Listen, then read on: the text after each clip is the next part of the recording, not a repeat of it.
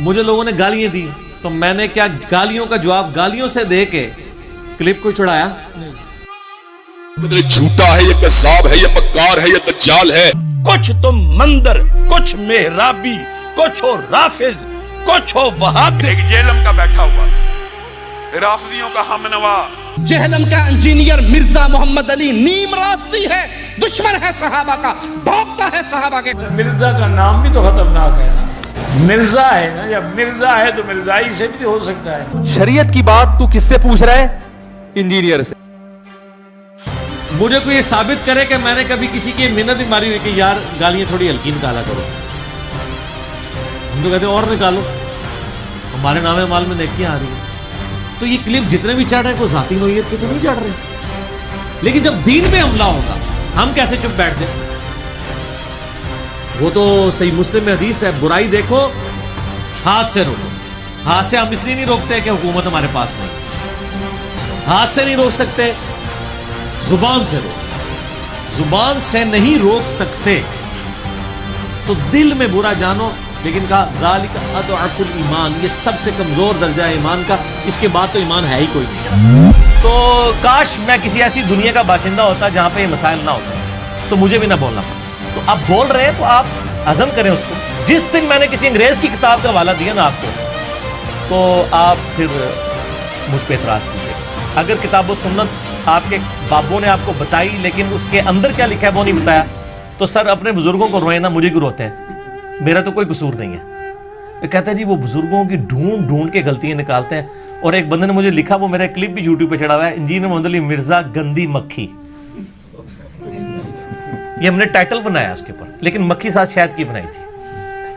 اچھا تو وہ کہتا ہے جی دیکھیں جی جیسے گندی مکھی گند پہ بیٹھتی ہے نا، یہ ہر جگہ گند پہ بیٹھتا ہے. تو میں نے اس میں ایک جملہ بولا تھا کہ اگر میں گندی مکھی ہوں اور گند پہ بیٹھتا ہوں تو یہ گند پھیلایا کس نے؟ یہ بھی تھوڑی جرت کر کے بتائیں نا. میں گند کو کہتے ہیں ہمارے بزرگوں کی غلطیاں پکڑتا ہے، گند پہ بیٹھتا ہے. تو آپ یہ کہیں کہ ہمارے بزرگوں نے گند کیا تھا، اس گند پہ بیٹھ کے اس نے صفائی کر کے ہمارے فالوورز کو بتایا کہ آپ کے بزرگ یہ گند کر کے گئے ہیں. تو یہ جرت کریں نا یہ کہنے کی، تو سر پبلک پھر خود ہی مانے گی یار یہ تو بڑا اچھا کہ آپ کی یہ صفائی کی ہے.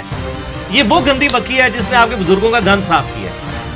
اور الحمدللہ اب شاید آپ کو کتاب و سنت کی شکل میں بتایا گا الحمدللہ. اور الحمدللہ آج بھی میں سب کی باتیں سنتا ہوں، جس کی حق بات ہے قبول کرتا ہوں، اور جہاں پر اختلاف ہے علمی طریقے سے بغیر کسی کلمہ گو مسلمان کی تکفیر کیے ہوئے اپنا پروٹیسٹ اس کے سامنے ریکارڈ کروا دیتا ہوں.